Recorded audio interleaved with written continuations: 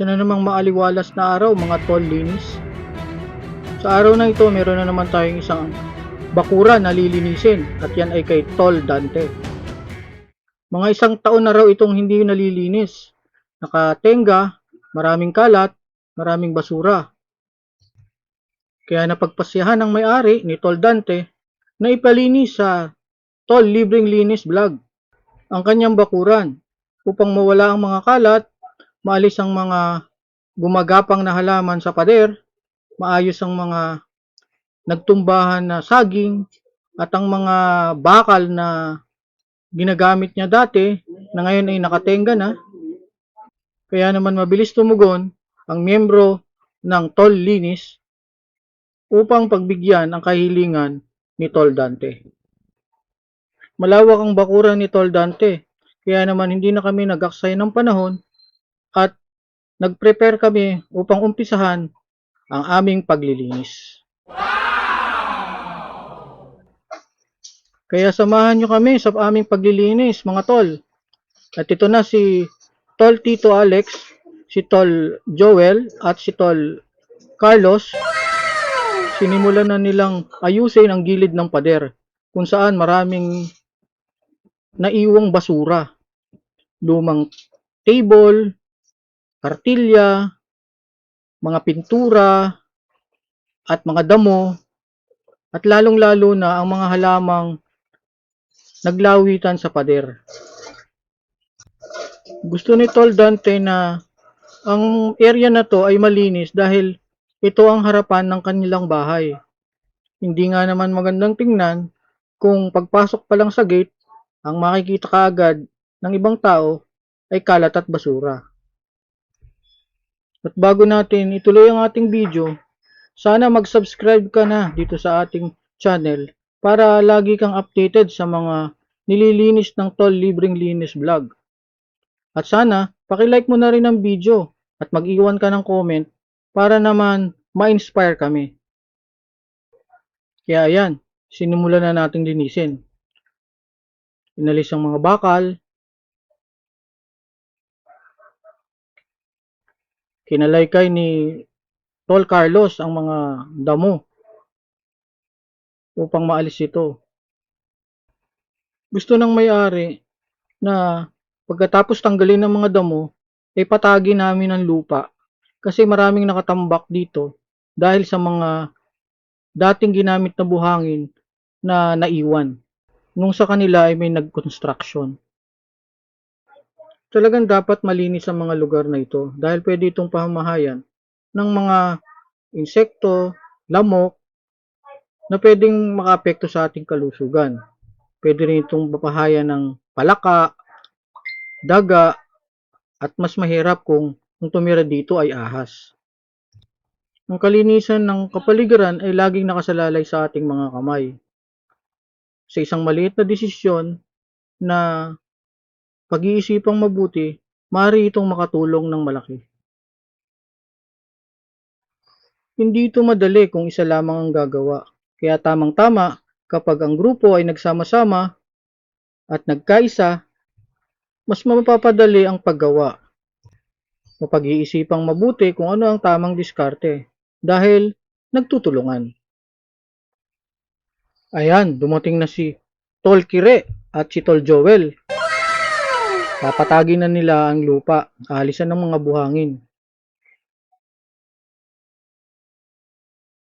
Isa-isa nila itong isasako para mas madaling nating maalis.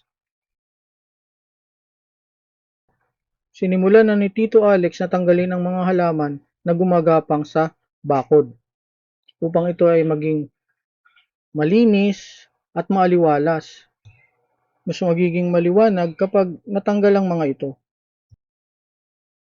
Isa rin itong paraan upang hindi agad masira ang bakal na bakod. Sanhi rin kasi ito minsan ng pagkakaroon ng kalawang ng mga bakod na bakal.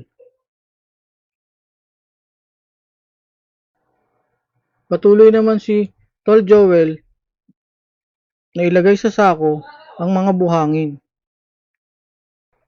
Ang mga lupa at buhangin na ito ay pwede pang magamit na panambak. Kaya ibibigay namin ito doon sa mga nangangailangan ng panambak.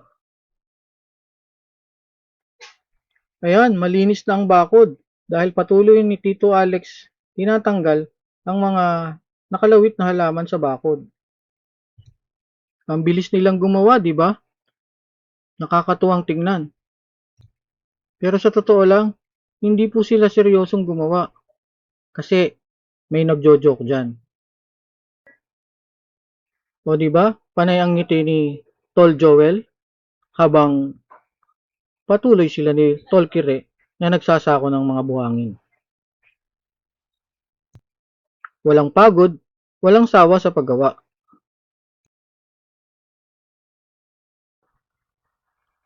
Ang adhikain ng grupo ng Tol Libreng Linis Vlog na makatulong sa komunidad ang nagtutulak sa amin upang patuloy namin itong gawin. Hindi namin alintana ang pagod, ang hirap, upang makakontribute kami kahit papaano sa komunidad at sa ating sosyedad ng libre, walang bayad.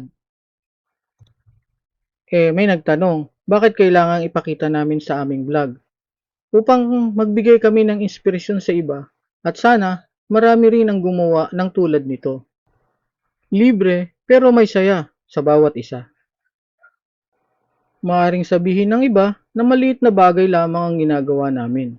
Pero tandaan natin, sa maliit nagsisimula ang tagumpay. Kaya kung nakaabot ka na sa parting ito, panigurado nag-i-enjoy ka sa video na to. Sana lang, paki-comment mo kung nasaan ka o saan ang lokasyon mo para malaman namin kung saan nakakarating ang video nito. Habang patuloy na nagsasako ng buhangin, si Tol Joel, sinimulan na ring isako ang mga basura para hindi kami mahirapan mamaya sa huli.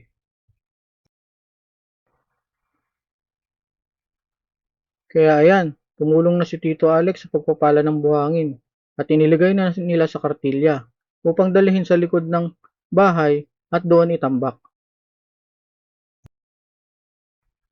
Tuloy-tuloy lang kami sa paglilinis. Nagmamadali kami dahil madilim ang langit, mukhang uulan. Baka abutin kami ng ulan, hindi namin matapos ang aming gagawin. Tulad ng sabi sa Batangas, ala madilim ang langit, lasa ko yung ulan.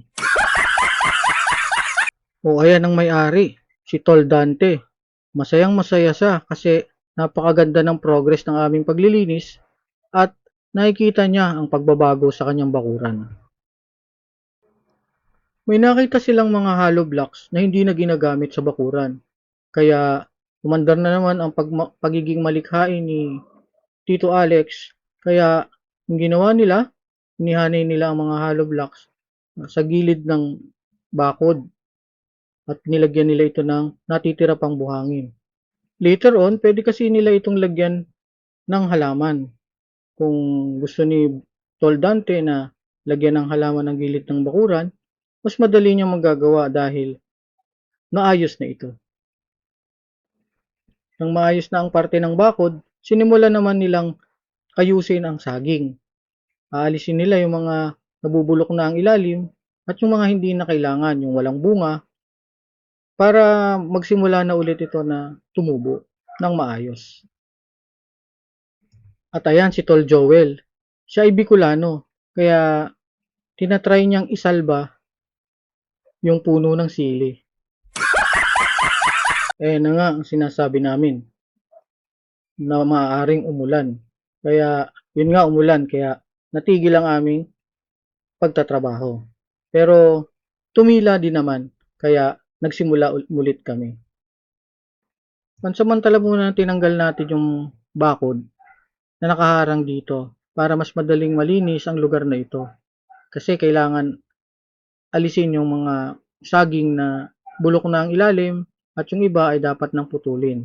At para na rin malinis ang lugar na ito. Pagkatapos maputol ang mga saging at maalis yung mga saging na nakahilig sa bakod, naging maaliwalas at maliwanag ang lugar. Yung kaninang makalat at masukal, ngayon, malinis na, maliwanag na, at maganda ng tingnan. Napakasarap sa pakiramdam na makita na ang iyong tinatrabaho, ang iyong ginagawa, ay maganda ang resulta. Nakakapagpasaya pa ng ibang tao. Ito na ang resulta ng aming paghihirap. Malinis, maliwalas, maayos, ang bakuran ni Tol Dante. Masarap sa pakiramdam na makita na ganito ito kaganda. Kaya ngayon, hindi na mahihiya si Tol Dante kapag may bumisita sa kanya. Part 1 pa lang to. Abangan ninyo ang part 2. Ito po ang part 1 na aming paglilingkod sa paglilinis sa bahay ni Tol Dante. At salamat po sa Diyos na makaganap po ulit kami ng aming gampanin na makapaglinis. Hanggang sa muling pagkikita po sa susunod na episode. See you on the next video!